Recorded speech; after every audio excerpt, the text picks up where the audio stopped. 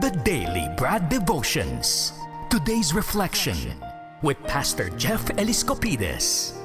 Morning, Pastor! Happy Wednesday!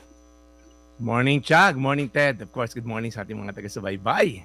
Mainit-init yung interview ni Brad, Ted. Oh, di ba Ayan. nga? Oh, di ba? Sana may napulot po lahat ng mga tagapakinig natin at kung sumaki po ang inyong mga bato, kuminom po kayo ng tubig. Pero ito, Pastor, pampakalma sa damdamin ng mga kapatid natin dun sa katatapos lamang na interview kanina. Anong magandang balita natin ngayong Miyerkules? Well, I'm sure makalma yung mga taga-Central Luzon State University. Ayan. Yung Distance Open and Transnational University headed by Dr. Elida Figuelan. Nanonood sila as in buong campus doon na kung saan silang departamento nila nakatune in sa TV. So Maria Cecilia, thank you for sending the picture at Loida ng Central Luzon State University. Meron lang akong i-share about love. Yun ang tema natin. Pero bago yun, pag tiningnan mo yung mga end of times, medyo kinabahan nga ako nung nabasa ko to. Yung mga signos o yung mga senyales na malapit nang dumating si Jesus. Pag tinignan mo pala tong mga listahan na to, talagang walang pagmamahalan sa kapwa. Sabi doon, magiging mahirap daw sa mahuling araw. Sabi doon sa Biblia, magiging makasarili mga tao. Di ba? Para nangyayari na ngayon yan. Sakim sa salapi, mayabang, mapang-insulto, masuwayin sa magulang, walang utang na loob, hindi makadiyos.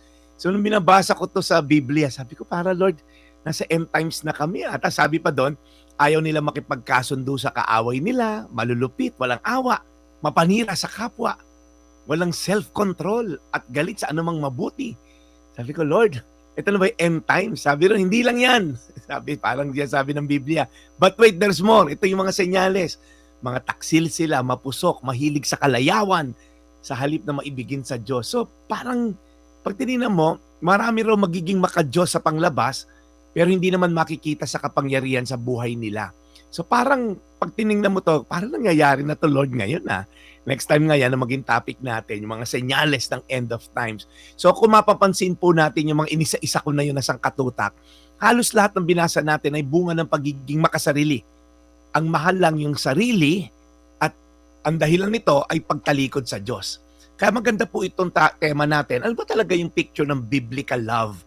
Kasi nga po, araw ng mga puso ngayon, madali tayong malunod, okay, sa emosyon at sobrang romanticization ng love na tila bagang nasusukat ang pagmamahal sa material na bagay, sa pagsabi lang na I love you, pero ang babaw, superficial. Pero sinabi natin mula nung Lunes, ang pag-ibig ng wagas ay mapagpasensya, nung Martes ay mapagpakumbaba. At kahapon po, maganda rin naging topic natin. Ngayon po, ngayong Miyerkules, Efesos 5:2, mamuhay kayo ng may pag-ibig sa kapwa. Tulad ng pag-ibig sa atin ni Kristo, inialay niya ang sarili niya para sa atin bilang mabangong handog sa Diyos. Pag tinignan niyo po ito, 3 bagay lang po ang makikita natin dito. Mamuhay kayo ng may pag-ibig sa kapwa. Tulad ng pag-ibig sa atin ni Kristo. So, una po ay it's a selfless kind of love. Hindi po selfish, but selfless. Ang una mong iniintindi, yung kapwa mo ba? Di ba? Pagka meron kang kumot pero malakas ang katawan mo, nakita mo isa mahina, ibibigay mo sa kanya. Yung tipong gano'n ng peg. Mamuhay kayo na alam mo ang concern mo, ano maidadagdag kong value sa tao na to? Paano ko matutulungan yung tao na to na nangangailangan? Para yung mga happy anonymous natin.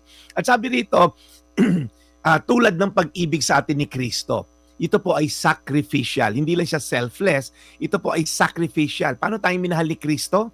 Sinabi po yan sa Biblia. Ibinigay niya ang kanyang buhay para sa atin. Yun siguro po yung highest act of a biblical love. Yung willing kang mamatay para sa kapwa. Willing kang mamatay para sa iba. Kumbaga, alam ko naman kung saan ako papunta. Ako ay inihintay na ng aking Ama sa langit. So yung buhay ko na to, hindi ko pe-preserve at all costs. Hindi ako yung magpapayaman, maganid, yung mga binasa natin kanina. Bagkus ang gagawin ko, I'm gonna sacrifice my own life for the life of others. At ang pangatlo po, inialay niya ang kanyang sarili bilang mabangong handog sa Diyos. Ito po ay something that's sacred.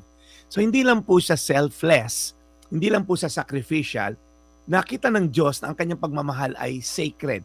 Ito yung kanyang offering kay Lord. Pag po pala tayo nagmahal sa kapwa, it's as if we're offering something to God. Alam niyo po, ang tagal ko ng pastor, naka-witness din po ako ng mga tao na pag tiningnan mo sa panglabas, para talagang nagsasacrifice sa Diyos, okay, nag-o-offer ng sacrifice sa Diyos, pero makikita mo yung buhay, mukhang hindi naman, okay?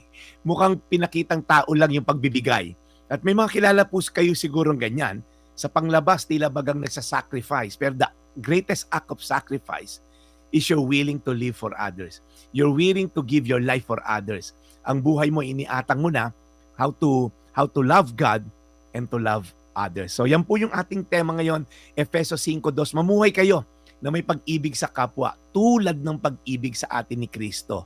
Inialay niya ang sarili niya para sa atin bilang mabangong handog sa Diyos. Panginoon, salamat po sa inyong pagmamahal na hindi lang selfless, bagkus Lord, it's something that is sacred.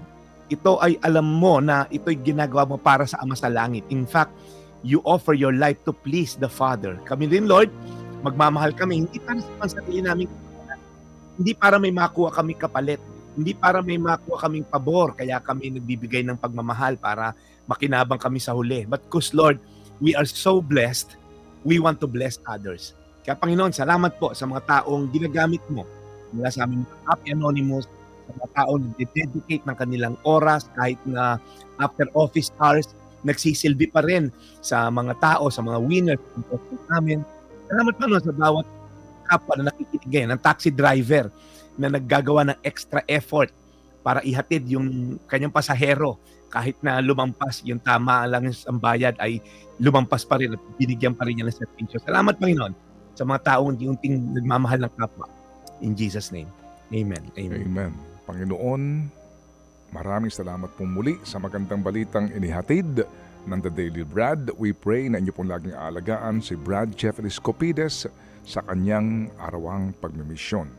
Lord, salamat po muli sa biyaya po ng magandang balita na amin pong kinukuhanan pa rin ng inspirasyon araw-araw sa aming buhay.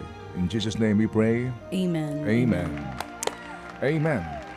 Thank you, Brad Jeff, and we wish Dimpy at the kanyang mother ng maayos na kondisyon sa kanyang kalusugan. Kaya wala si Ate Dimpy ngayon, inaasikaso lang ang kanyang mother dear. At kami rin po nagbibigay pugay sa lahat po ng mga mothers na ngayon po nanonood, nakikinig sa atin. Kung kayo po may mga mother at father pa na andyan po sila po'y tangkilikin ninyo at alagaan at bigyan po ng importansya. Dahil iba ang takbo ng buhay pag wala na po sila. Amen. Amen. Amen. Okay, Brad Jeff. Brad, maraming salamat Brad Ted. Tito Brando Barantes, thank you for listening. Inabutan daw siya sa kotse. Okay lang yan, di ako umabot na alas 9 ngayon. Ito pa yung Daily Brad. So, sorry. Kasi nagre-reklamo yung iba eh. Oo. Brad Jeff, hindi ako makababa ng opisina eh. Oo. Hintay ko. Sorry po. Baka ako maging winner eh. Hindi. Sorry po kasi itong ating nagdaang interview, naobliga ho tayo na mag-extend nga ng ating happy hour because of the urgency na magkatapat sila, magkasabay para po mabalansin natin yung issue at mapakinggan po yung kabilang panig. At napaka-importante rin yung isyong yan, mga kapatid, dahil ikaw, Brad Jeff, nagpaparenew ka ng rehistro mo, nagbabayad ka ng iyong driver's license, no? Oo, at ilang pang mga bayarin. Importante ho ito na atin din naiintindihan. And of course, higit sa lahat, importante yung message ni Brad Jeff. Lagi, yan po. Yan ang nagpapahupa sa ating damdamin, Brad. Kaya nga, salamat na marami, Brad, ha? Mabutit na andiyan ka. Seriously, mabutit na andiyan ka kasi kung minsan nahihimasmasan tayo sa mga mensaheng ito. Yan naman ang ating role, Brad Ted. Yung food for the soul, yung ating eternal na pananaw sa buhay. Pero hindi ibig sabihin hindi mahalaga yung mga temporal, yung mga ina-address nating issue dito sa lupa. Equally important yan, Brad Ted. Yan. Kasi ang application po ng mga tinuturo ko ay para sa dito sa lupa, sa temporal na pamumuhay natin. Kaya Brad Ted, saludo rin ako sa iyo. Ang dami ko ring natututunan at naliliwanagan. Informed. Thank you very much. We'll catch you again tomorrow, Brad Jeff. Thank you. Ito po yung Daily Brad, your daily dose of inspiration. God bless. Serving the people, Brad Jeff Eliscopides. Ted Filon at DJ Chacha. Ngayon, nasa Radyo 5, 92.3 News FM. Monday to Friday, 6 to 10 a.m.